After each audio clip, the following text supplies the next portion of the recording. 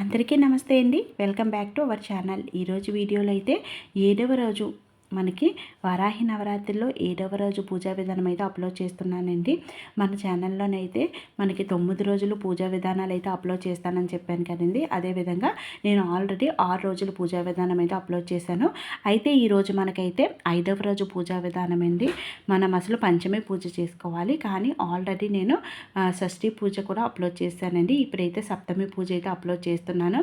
చాలా సులువుగా సింపుల్గా పూజ ఎలా చేసుకోవాలో చూపిస్తున్నానండి.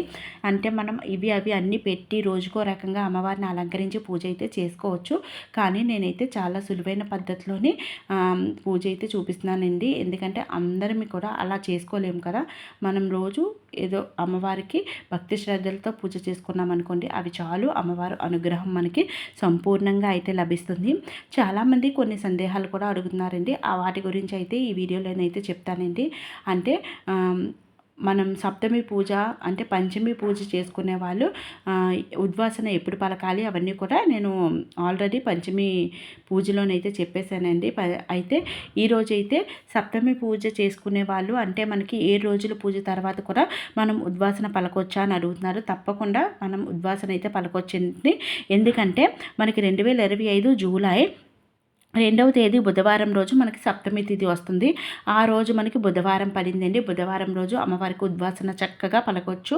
అయితే ఉద్వాసన పలకాలి అనుకునే వాళ్ళు ఉదయం పూజ చేసుకున్న వాళ్ళైతే ఉదయం పూజ చేసుకున్న తర్వాత ఉద్వాసన పలకండి. సాయంత్రం పూజ చేసుకునే వాళ్ళైతే సాయంత్రం కొంచెం తొందరగా పూజ చేసుకుని అమ్మవారికి కొంచెం బేగా ఉద్వాసన పలకండి. 6 దాటక ముందే ఉద్వాసన అయితే చెప్పేసి చక్కగా మీరైతే నార్మల్గా ఇక ఉద్వాసన పలకొచ్చండి.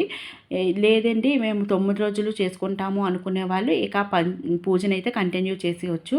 లేదు ఈ రోజు నుంచే మొదలు పెడుతున్నాం, ఇప్పటి వరకు నవరాత్రుల పూజ మాకు చేసుకోవడానికి అవ్వలేదు, ఇప్పుడు చేసుకోవచ్చా అంటే ఈరోజు సప్తమి తిథి అండి. సప్తమి, అష్టమి, నవమి ఈ 3 రోజులు అమ్మవారిని చక్కగా భక్తి శ్రద్ధలతో ఆరాధించవచ్చు. ఈ 3 రోజులైనా సరే అమ్మవారికి మీకు శక్తి ఉంటే పూజ చేసుకోండి. అంటే అంగు ఆర్భాటం లేకుండా దేవుడి మందిరంలో అయినా సరే అమ్మవారిది చిన్న ఫోటో కానీ చిన్నది ఏదైనా పెట్టుకొని అమ్మవారి స్వరూపంగా లక్ష్మీదేవి, లలితాదేవి ఫోటో కానీ పెట్టుకొని చక్కగా పూజ అయితే చేసుకోవచ్చు. ఇక్కడైతే నేను సప్తమి రోజు కదండి, చక్కగా ముందుగా గణపతిని అయితే పూజ చేస్తున్నాను. గణపతి పూజ అనంతరం మనం అమ్మవారికి అయితే పూజ చేసుకోవాలి.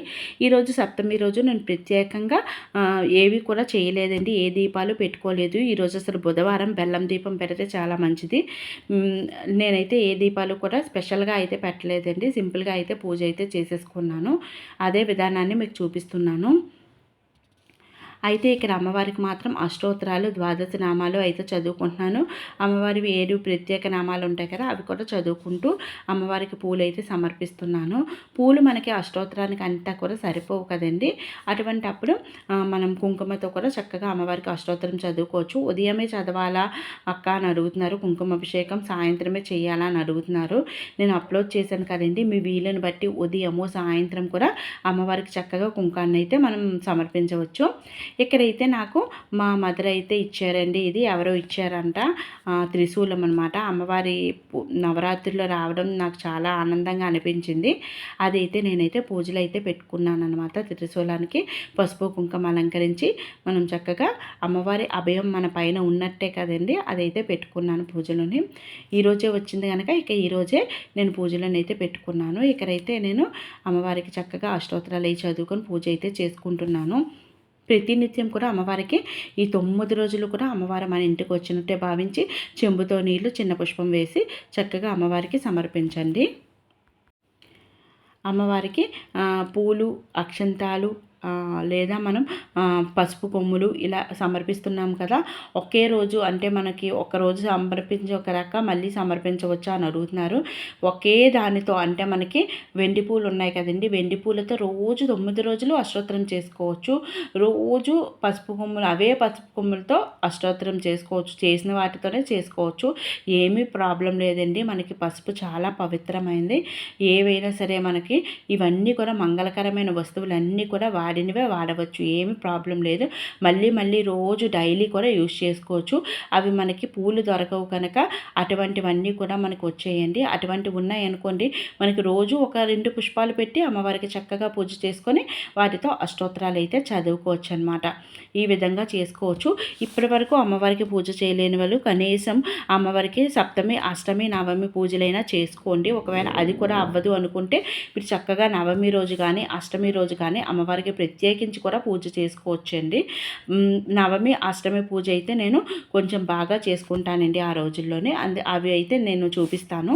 తర్వాత మనకి నవమి రోజు మనకి ఉద్వాసన పలకడానికి అవ్వదు కదండి, మనకి శుక్రవారం వచ్చింది. అందుకని దశమి రోజు ఉద్వాసన అయితే పలకవలసి ఉంటుంది. ఉద్వాసన వీడియో కూడా నేను ఆల్రెడీ అప్లోడ్ చేస్తానండి మన ఛానల్లోని. ఇక్కడ అమ్మవారికి తాంబూలము, చక్కగా పానకము నివేదన అయితే చేశాను. మంగళహారతి అయితే ఇచ్చాను. పచ్చకర్పూరంతో మంగళహారతి ఇవ్వాలి. ఇల్లంతా కూడా ధూపం వేయండి.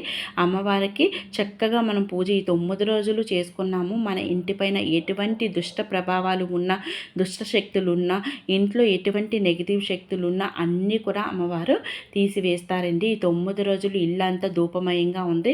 మనకు అంతా కూడా మంచి జరుగుతుంది. ఈ నవరాత్రులు అయ్యేటప్పటికల్లా మనకి అందరికీ కూడా మంచి జరగాలి, అందరూ కూడా హ్యాపీగా ఉండాలి అని మనస్ఫూర్తిగా కోరుకుంటున్నానండి. నెక్స్ట్ మనకి అష్టమి, నవమి, దశమి ఈ 3 పూజలు కూడా అప్లోడ్ చేస్తానండి.